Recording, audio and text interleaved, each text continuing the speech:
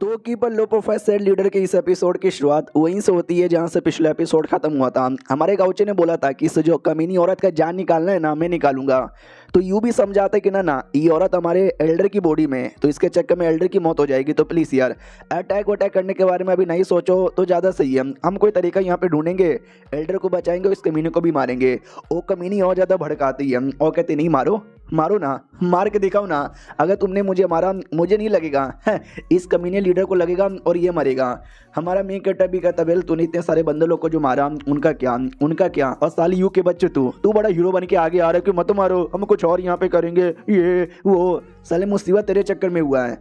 और सुन तू तो यहाँ पे गई, इतना बोलकर ना हमारा गाउचे अपनी एबिलिटी यूज़ करता है, जिस एबिलिटी के अंदर लिटरली वो बंदे लोग की आत्मा है ना, आत्मा को भी चोट पहुंचा सकता है। और डर जाती है, वो कहती ना जी ना, मेरे साथ ऐसा ना करो। लेकिन ऐसा किया जाता है बॉडी पे अटैक, जिससे बॉडी पे ज़्यादा चोट नहीं लगता, आत्मा पे ज़्यादा चोट लगता है। जो देखते यू भी डाउट में आ जाता हूँ, माई गॉड भाई सीनियर गाउचे के पास आत्मा को चोट पहुंचाने की भी एबिलिटी है, गजब यार।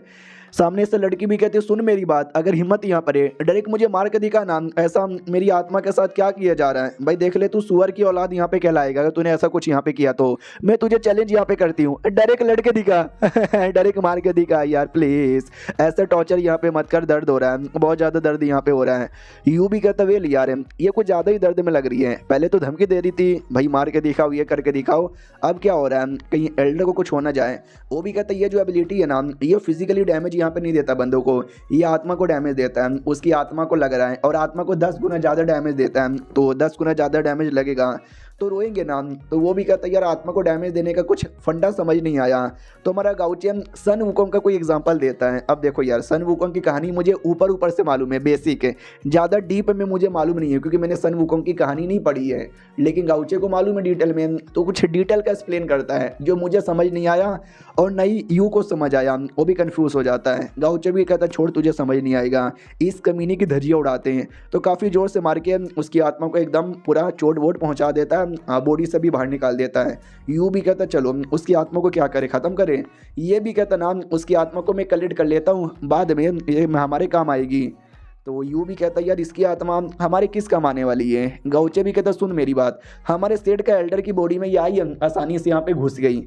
यार तुम्हें क्या लगता है दाल में काला नहीं लगता क्या, यानी हो सकता है शायद हमारे सेठ में कोई ना कोई गद्दार है, ये उस गद्दार को जानती है, उसी गद्दार ने इसको आने में हेल्प यहाँ पे किया, उसका फ़ायदा उठाकर ये आ गई, तो इसके द्वारा हम उस गद्दार को ढूंढ सकते हैं। यू भी कहता माँ कसम क्या आइडिया है, मेरे दिमाग में तो आया ही भी नहीं। उससे मुझे याद आया हमारे साथ 2 एल्डर आए थे, एक एल्डर है ना 5वें रैंक पे, वो जो है ना भाई अपना इल्यूजन वाला, उसमें अटक चुके हैं, ये दूसरा आ गया था, ये भी इल्यूजन में अटक जाता अगर उस कमीनी ने इसकी बॉडी पे कब्जा ना किया रहता तो। यू भी कहता हाँ यार उससे मुझे याद आया, उस इल्यूजन के अंदर भाई तुम्हारा वो आदमी दिखेगा जिसको तुम एडमायर करते हो, प्यार करते हो, जिससे तुमको बड़ी चाहत है, जिसके साथ तुम लड़ना चाहोगे, और पार कर पाओगे या नहीं कर पाओगे कोई गारंटी नहीं है। मैं भी नहीं कर पाया, उन्हें जाने कितने बंदे भी नहीं कर पाए। तो जाहिर सी बात है सब लोग इल्यूजन में फंसे रहेंगे। कमीनी आई कब्जा की और निकल गई, सॉरी मेरी गलती है, अगर मैं नहीं आता तो मेरे को बचाने का चक्कर में आप लोग नहीं आते और ये मुसीबत कभी भी नहीं होती। तो गाउचे भी कहता अरे यार तू टेंशन काहे को लेता है, चलो यार जाके हम उस एल्डर को भी होश में लाते हैं। तो यू भी कहता वो एल्डर तो इल्यूजन के अंदर है, उनको होश में कैसे लाए। तो ये भी कहता टेंशन वाले उनके इल्यूजन में जाने का तरीका मेरे पास है, मैं जाके लाता हूँ। वो भी कहता व्हाट, दूसरे की इल्यूजन में जाके उसको यहाँ से लाना है। भाई आपको क्या लगता है ये ऐसा हो सकता है क्या, मैंने कभी इसके बारे में सुना भी नहीं। हमारा मेन कैरेक्टर भी कहता टेंशन ना लो, ऐसा कोई भी आदमी नहीं है जिसके इल्यूजन में मैं ना फंस सकूँ। तो आराम से जाता है इल्यूजन के अंदर, और जैसे इल्यूजन में जाता है तो उसको डाउट यहाँ पे था कि भाई सेट में ऐसा कौन सा बंदा है जिसको ये कमीना बहुत ज़्यादा एडमायर करता हो, जो इसके इल्यूजन में हो सकता है। कौन है लीडर, एल्डर चोंग या sword master, let me go and see. तो जैसे वो आता है तो ये ना भाई नज़ारा बड़ा प्यारा सा सुंदर सा था, हरा भरा, ये देख के दीवाना बन जाता है कि वाह यार ऊपर ऊपर का नज़ारा तो बढ़िया है, न जाने अंदर अंदर क्या होगा। भाई अंदर ही चिल्लाने की आवाज़ आती है। तो गाउचे भी लाइक एक सेकंड, ये तो किसी की चिल्लाने की आवाज़ है, किसी को मार पड़ रही है क्या। लेकिन एक सेकंड, इस चिल्लानेपन में वो दर्द नहीं बल्कि एक प्लेजर यहाँ पे महसूस हो रहा है, यानी किसी को मार खा के मजा आ रहा है। इस एल्डर को मार खा के मजा आ रहा है क्या। लिटरली एल्डर ने अपने आप को पेड़ से बंधवा लिया था, और जो आंटी निंग है ना भाई, आंटी निंग एकदम सेक्सी बन के उसको मार रही थी।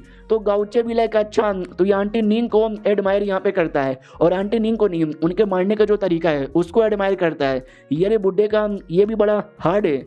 अब वो आंटी निंग की ओर आते हैं, वो मारे जा रही है, वो कहती है भाई तुम बड़े कमीने हो, ये लो और लो और ये भी लो, और ये लिटरली मार खा खा के एंजॉय कर रहा है।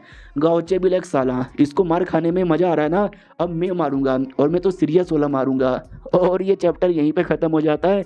राइटर ने ये हफ्ते 2 ही चैप्टर यहाँ पे डाले और बोल दिया है कि भाई मैं तो बिजी आदमी हूँ, मैंने तो बस 2 ही चैप्टर डाला है, बाकी 3 अगले हफ्ते आएगा। तो हमारे चैप्टर्स भी अब अगले हफ्ते ही आएंगे। जब तक के लिए बाय बाय।